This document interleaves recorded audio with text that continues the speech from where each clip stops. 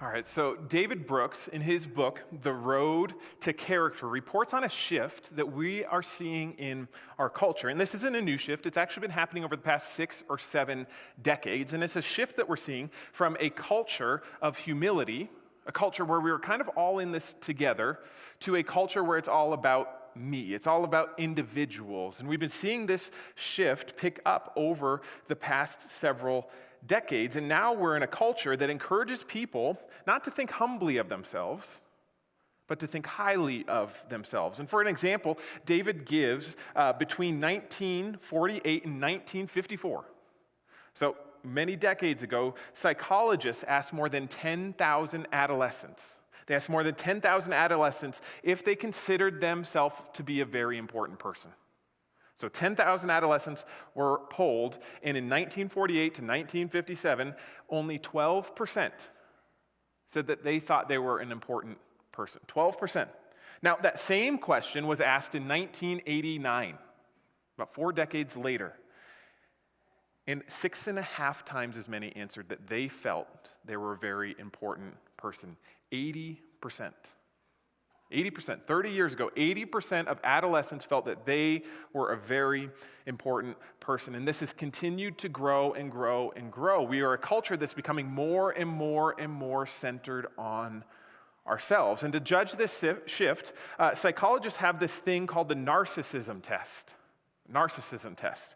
And they read people's statements, and they ask them, do you agree with this statement? So they'll read them these statements like, I like to be the center of attention. I show off every chance I get because I am extraordinary. Somebody should write a biography about me. And in just the last 2 decades, so from like the turn of the century, that has jumped 30 points.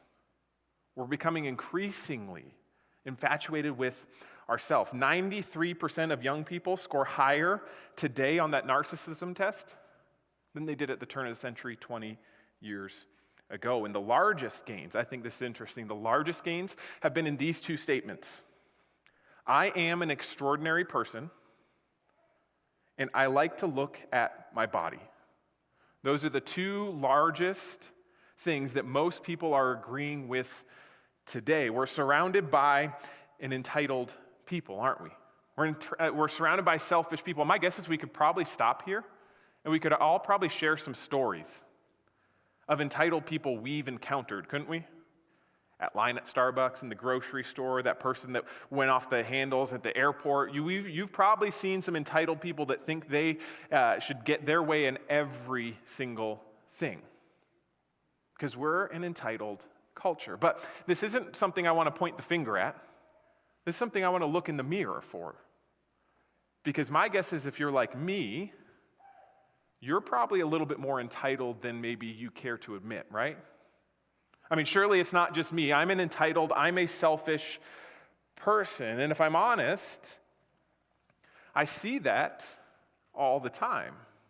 And I don't know about you, but one of my guilty pleasures, I just looked at one of these earlier today, is these articles that Facebook always pops up because it knows what I like. And it's like the top 10, 50 most entitled people, or 10 things you won't believe that beggars asked from somebody. You know, it's like the Facebook marketplace things. Have you seen that? Where somebody demands that they give like that computer away for free. And when the person's like, no, I'm selling it for $500, they just fly off the handles because they feel this stranger owes them that free computer.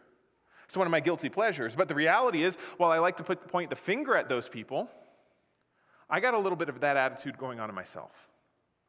And how I respond to things shows me that. Like in this area, I don't know if you've noticed over the past few months, we've had some construction on the road. You noticed that?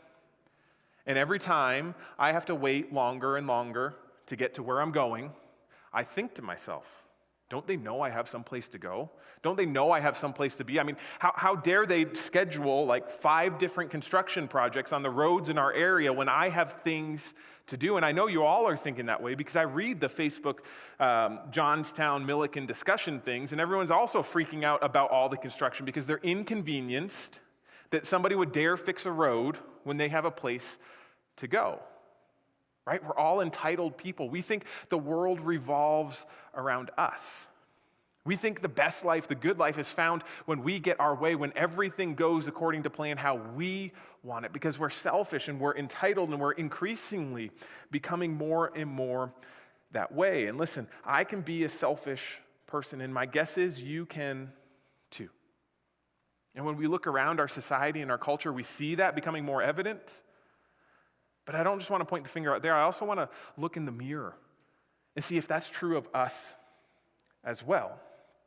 We're becoming a culture of selfish and self-centered people. And I think worse than that is our culture is trying to sell us on this idea that if we just get more of what we want, then we'll be happy. I mean, think of the marketing that you see nowadays.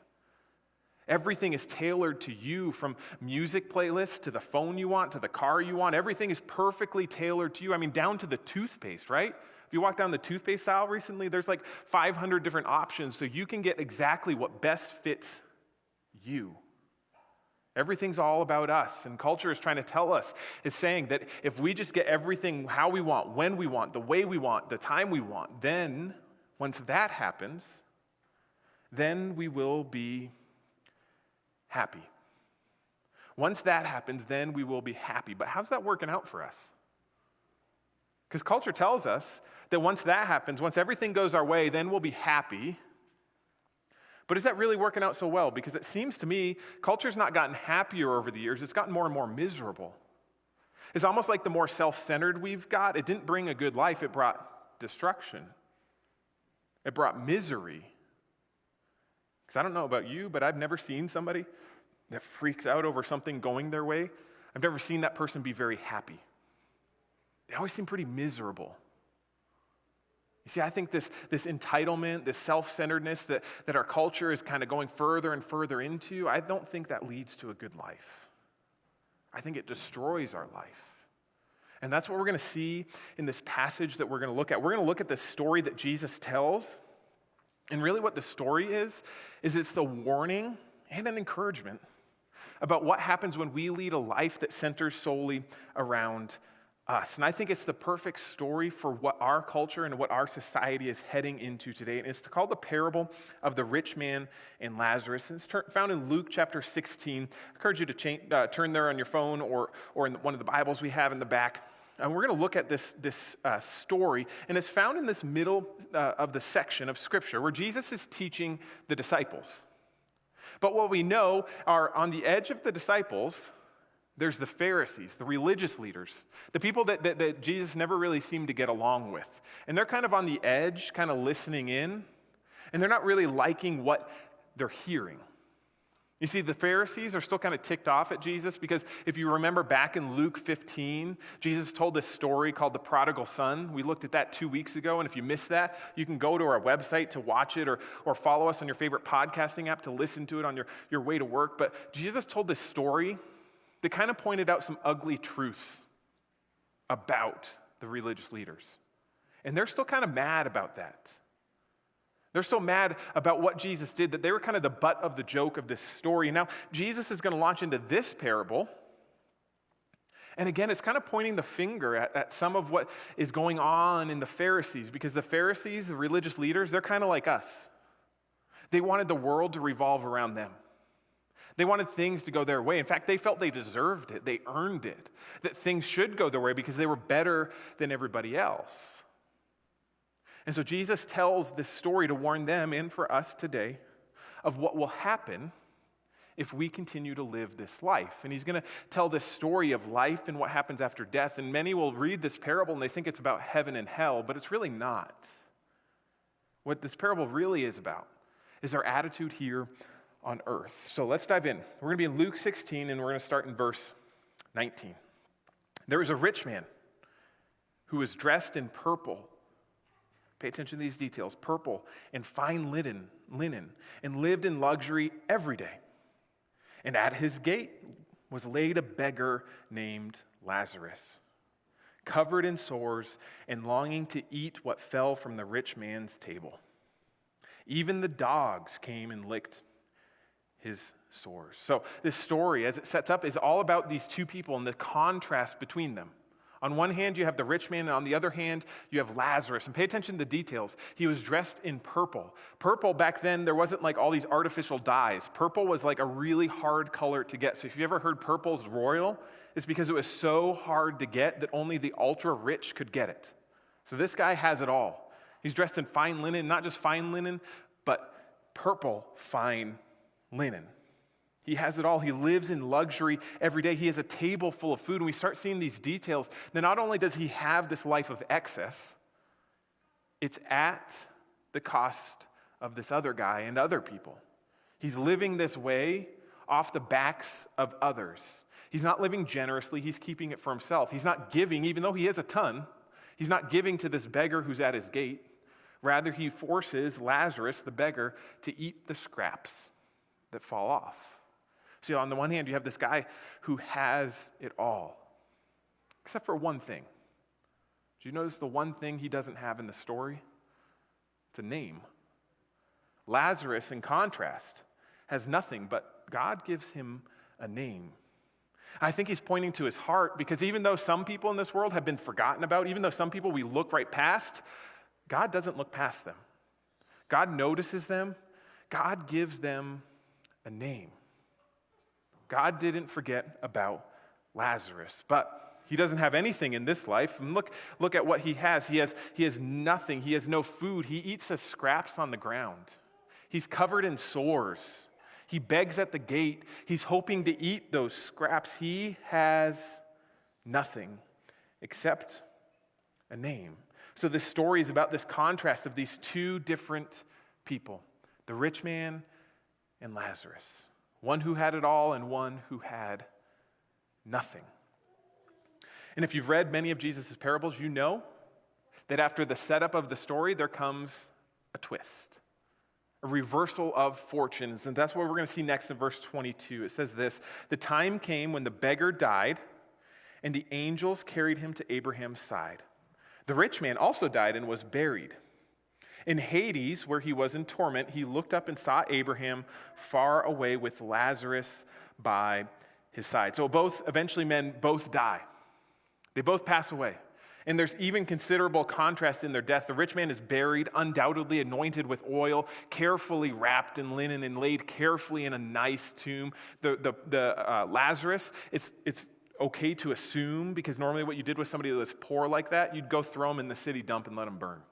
It was Gehenna. That was what it was called. It was the city dump outside the city. And if you didn't have a lot of money, you just dumped the body off there. So even in their death, they're two very different people. But then we see this glimpse of the afterlife, where they wake up from their death, and Lazarus finds himself next to Abraham. Some of your translations might say the bosom of Abraham. The picture here is that he's being comforted. After a hard and difficult life, he's found comfort. But the rich man is living in torment. He's living in torment. And this is where Jesus' story gets really interesting, because even after death, they live in contrast. But now it's flipped. Now it's reversed. Lazarus has found paradise, but the rich man has found torment. And we see that there's a great gulf between him. And it's kind of ironic that he's still called the rich man, isn't it? Because now he literally has nothing. He has nothing, but he's still called the rich man. And now in torment, which is an important word to note here, he's not being tortured. Sometimes I think we picture hell as this place where God locks us down and he just beats the people there just for all of eternity. But that's not the picture of hell that's found in the Bible. We don't have time to dive into that a ton tonight. I want to teach on that another time. But what we should note here is he's in torment. And it's self-inflicted torment. He brought it on himself. And we're going to see that play out a little bit further as these verses unfold. Verse 24 says this: "So he, the rich man, called out to him, 'Father Abraham, have pity on me.'" And listen to what he says. We might feel bad for him right here, but listen to what he says. "Send Lazarus to dip the tip of his finger in water and cool my tongue, because I am in agony in this fire." And we might be tempted here to kind of feel a little bad for him, like, oh, he didn't know. He didn't know. We should save him. We should save him from this. But we see at the end of this verse, he didn't change, did he?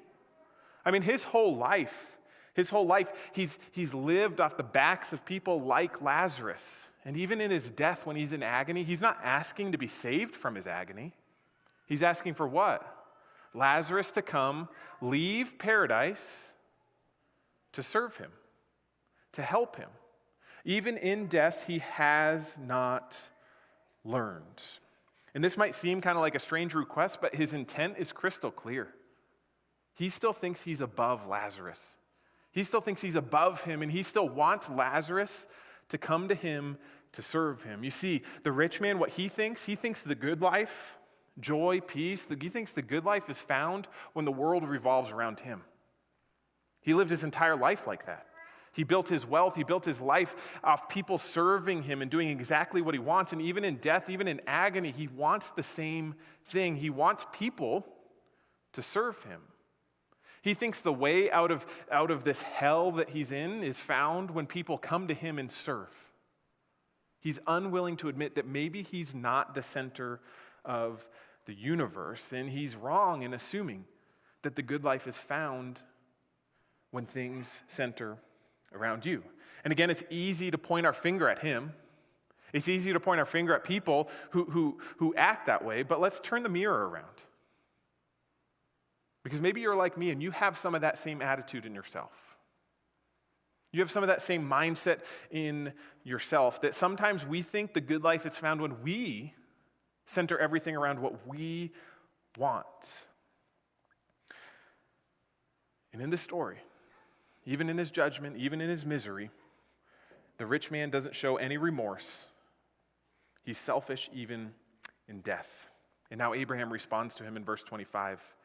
But Abraham replied, "Son, remember that in your lifetime you received your good things. You received your good things, while Lazarus received bad things. But now he is comforted here and you are in agony. And besides all this, between us and you, a great chasm has been set in place so that those who want to go from here to you cannot, nor can anyone cross over from there to us." He answered, "Then I beg you, Father, send Lazarus to my family." Again, he wants Lazarus to be sent out of paradise. "I have 5 brothers. Let him warn them so that they also will not come to this place of torment." Abraham replied, "Then have Moses and the prophets. Let them listen to them." "No, Father Abraham," he said, "but if someone from the dead goes to them, they will repent." He said to them, "If they did not listen to Moses and the prophets, they will not be convinced even if someone raises from the dead." What's clear in this passage is that the rich man, he chose it. Not only did he choose to go where he wanted to go, he wanted to stay there. Notice, he never asked to leave. He never asked to be rescued. He wants other people to come and serve him. He's not changed at all. And the address that Abraham gives him of this word, that son or child, it's this tender title that expresses compassion and misery. It's almost as if heaven is looking down and saying, "You got it all wrong.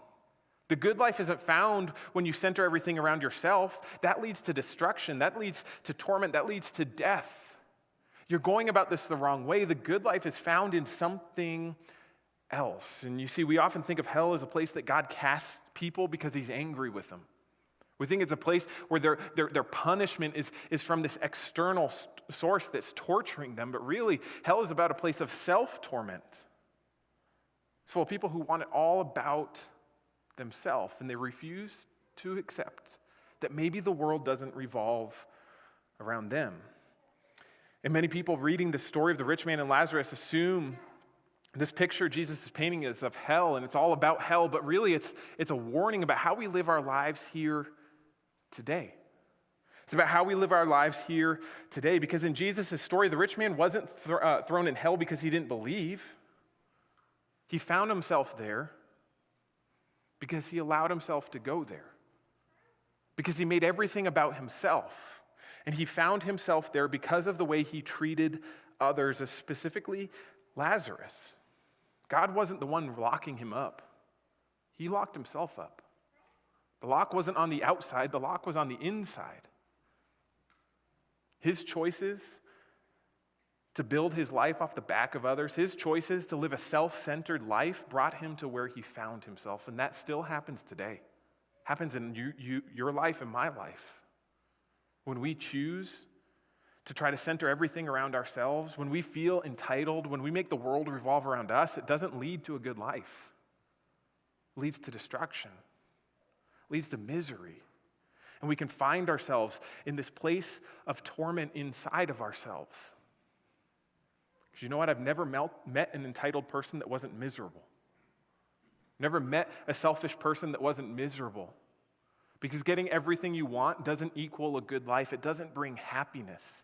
It actually brings destruction. And in this story, Jesus is trying to show the religious leaders who, remember, were leaning in, that their attitude of self-entitlement, that their self-centeredness, he's trying to show them that that's not going to lead to a good life. There's another way, a better way. And at the end of this, you notice this little thing that maybe you noticed, where Jesus says in his story that even if somebody were to come back from the dead, you still wouldn't believe. Jesus is soon going to go to the cross. He's going to die and he's going to raise again. And still some of them will reject him. I mean, what more can he do? Some of them will still reject him, even though he's come and showed a better way to live. He's died on the cross for their sins, and he's risen again, and still they refuse to believe. And this parable is designed to force us, the readers, to reflect on what we're centering our lives around. It's designed to force us, the readers, to reflect on what do we think is really the most important. Do we want to make life all about ourselves? Because then this parable is a warning that that kind of life doesn't lead to what we think. But this parable is also an encouragement for the Lazarus people that are reading it, the people that have been looked over, the people that have been cast down, the people that have been put aside. God's not forgotten you. God knows your name. And one day you will live in paradise with him. See, the rich man, I think, in this story, I think he remains nameless so we can put ourselves in his shoes. Because when I look in the mirror, I see a little bit of him in me. Maybe you do too. I think this story, he remains nameless so we can place ourselves in his shoes, because we have a tendency to think like he does. We have a tendency to center everything around ourselves, to think, man, if I just had more money, if I just had a bigger following, if I just got more likes, if I just got that promotion, if I just had a job or fame or whatever it is that you're after, we just think if we just get that, if we get him, if we get her, if we get that, then we will be happy. And it all centers around us. We like to look at people who don't have what we have and look down on them. Man, they don't have money because they didn't manage it as well as I did. Man, that person voted that way because they're not as enlightened as I am about how things should be going. And we look down on people. We're just like the rich man. We're constantly finding ways to elevate ourselves above those in our life. But listen, God does the opposite. I mean, if you read through Jesus through the Gospels, he does the opposite. He doesn't place himself in authority. He places himself in the role of a servant. And listen, the one person who could have walked this earth, kicked it back, and demanded people serve him was Jesus. Because he was God. He created everything. He literally never made a mistake. If one person had the right to be served, if one person had the right to actually elevate themselves above others, it was Jesus. But continually what he did was he didn't elevate himself. He took the role of a servant. He became the least. And in doing so, he showed us that the good life is found in something different. It's not found when we get everything we want. It's not found when the universe centers around ourselves. There's a better way to live, and Jesus is inviting us into that. And this parable, I think, is a warning of what the path that many of us are on leads to. It's not a good one. It's not a good one. I mean, just think about it for a minute. When you get everything you want, are you really, truly happy? Or do you end up wanting more? I mean, my guess is it's probably good for a minute, right? But then eventually it fades and you need more and more and more and more. That money you thought you needed, that amount, you probably got it. And then when you got it, you're like, didn't do anything. that job, that promotion, that relationship, that whatever, satisfies for a minute, but it always leaves us wanting more. And when we center the world around ourselves and what we want, you know who ends up suffering? We do. Because it eats us alive. In this parable, it teaches us a better way to live. And so here's two lessons I think we can pull from this parable. The first is a self-centered life leads to death. Self-centered life leads to death. And I don't mean a physical death. I mean, whether you're selfish or selfless, I hate to break it to you, you're going to die. I mean, death rate's running right around 100%. So it doesn't matter, you're going to die. But what I mean by this is a self-centered life, it leads to the death within us. It eats us inside. It kills the joy from our life. And again, I've never met a selfish person that wasn't miserable. I've never met an entitled person that was happy. Because that attitude, it kills us on the inside. It robs us of our joy. And the world is continuing to tell us we need all these things. We need to have everything our way. And once we have everything our way, then we'll be happy. Then we'll find joy. But that's a lie. Because I can't think of one example where that was true. See, an entitled life, it doesn't lead to life, it leads to death. And Jesus is offering us a better way, a way that will actually lead to joy. And that's the challenge of this parable, and that's the second lesson. And that is the good life is found when we think of ourselves less. Now, don't twist the words here. I'm not saying you need to think of yourself or less of yourself. You don't need to think less of yourself. You need to think of yourself less. Do you see the difference? I'm not saying that we need to beat ourselves up and think that we're just no good. I'm saying we just need to think of ourselves less. Because I don't know about you, but if I took inventory of my thoughts, the vast majority of them are about me. And not just about me, but about what I want. But what's interesting is when Jesus walked this earth, he didn't seem very concerned about himself. But he seemed to think a lot about the people that he was around. And in doing so, he's revealing to us the good life is found when we think of ourselves less. And I think that's what he's inviting us into. I think that's where the good life is found, is when we think of ourselves less. Now, there used to be this theory that was really common that we were inherently selfish. Richard Dawkins called it the selfish gene. And he summarized that we were just a selfish people, that we had no hope of getting better. We were just selfish by nature. So to be selfless meant that you would have to go against your human nature. However, in the past decade, there's been growing research that refutes that we aren't naturally selfish. And researchers at the University of Kentucky and of Central Florida explored the neurobiology of selfish and selfless, and they found that it's more on a spectrum. And the vast majority of people, they exist somewhere between selfless and selfish. There are some exceptions. Some people are like narcissistic psychopaths that are very selfish, and there are some people maybe like the Mother Teresa's that just for whatever reason they seem naturally selfless. They don't have to try, but the vast majority of us, we exist somewhere between these two.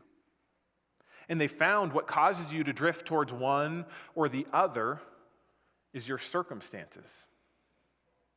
They found that one can actually, if they're intentional, they can move.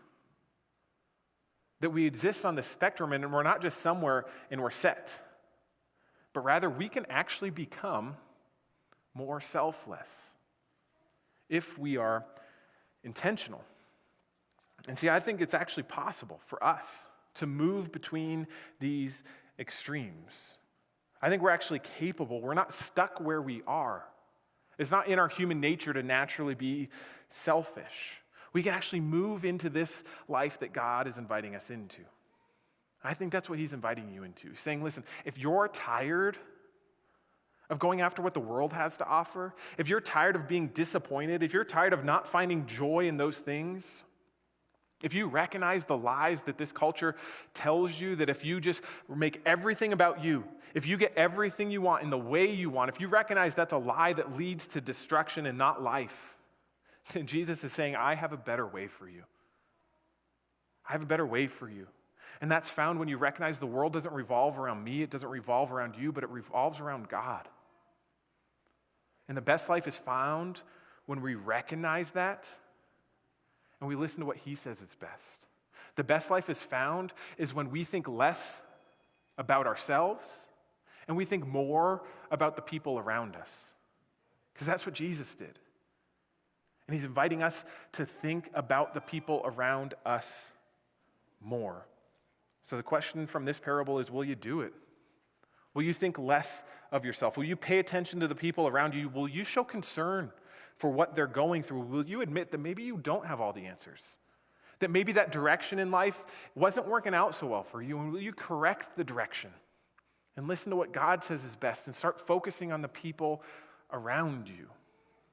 Again, I'm not saying you need to think of yourself or less of yourself. I'm saying you need to think of yourself less. So will you look past your self-centered thoughts and strive to see people the way that Jesus does? Because I believe if you do that, you'll find joy, deep-seated joy.